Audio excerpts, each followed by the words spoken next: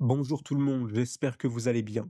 Aujourd'hui, on se retrouve pour une vidéo hors série, comme il est écrit dans l'intitulé de cette dernière. Alors, par quel prisme pouvons-nous perdurer la langue française? En grommelant? Non, certainement pas. En donnant des cours? Cela ne servirait strictement à rien, car comment voulez-vous donner des cours à de potentiels étudiants qui n'ont pas spécialement envie de perdurer cette langue, voire même ne pas être intéressés par ce cours en question?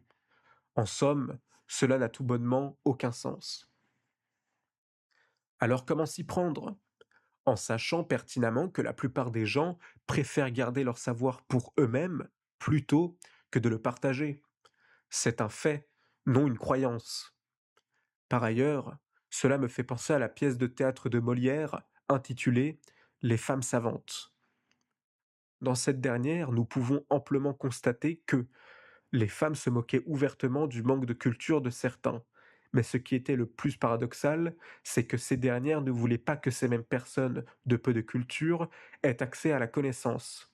Cela est tout un drame. Mais pourquoi?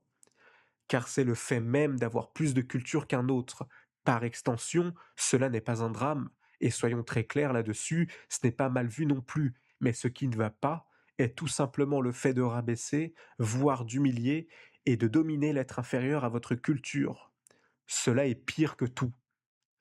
Par conséquent, sachez que vous êtes ces femmes qui se moquaient des autres de peu de culture. En conclusion, le bête persifle et le sage apprend. Comme le disait Don Miguel Ruiz, votre générosité et non votre égoïsme vous ouvriront toutes les portes. Pareillement pour les mots de vocabulaire, cela va de soi. Par conséquent, si vous voulez en apprendre plus, il vous suffit d'écrire tous les mots que vous ne connaissez pas, avec leur signification bien sûr, et de les noter et d'en apprendre davantage chaque jour, et utiliser ces derniers chaque jour. Et si jamais, lors d'une conversation avec un tiers, ce dernier vous demande quelle est la définition de ce mot, ne rigolez pas de lui, mais apprenez-lui. Surtout lorsque l'on sait pertinemment que la langue française a plus de 100 000 mots. Par conséquent, cela m'étonnerait fortement que les Français les connaissent tous, à bon entendeur.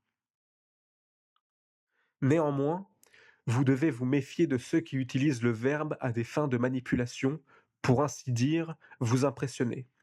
De ce fait, vous êtes tombé dans le piège d'un débatteur qui a probablement étudié le philosophe Arthur Schopenhauer dans son livre intitulé L'art d'avoir toujours raison.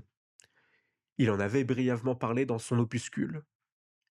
Alors, pourquoi apprendre de nouveaux mots de vocabulaire? Pour la manipulation? Pour la beauté des mots?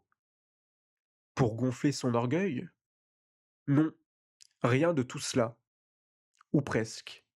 Seulement voilà, pour ceux qui l'ont lu, rappelez-vous du livre de George Orwell intitulé 1984. Dans ce dernier, il est écrit qu'une langue, ou du moins une potentielle future nouvelle langue, sourdra par le prisme du peu de vocabulaire. Mais pourquoi arriver à un tel projet?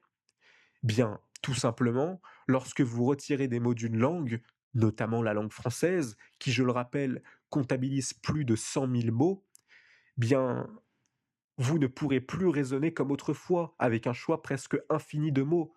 Par conséquent, vous serez dans une sorte de prison mentale dans laquelle il vous sera interdit de penser. Nonobstant, pour vous donner un meilleur ordre d'idées, j'aimerais prendre un exemple tiré du livre qui est le suivant. Pour dire le mot bon, nous continuerons à dire bon. Pour dire que ce n'est pas bon, nous dirons un bon. Pour dire qu'une chose est très bonne, nous dirons bonbon. Par ce drame, sachez que le novlangue sera et subsistera si nous continuons comme cela.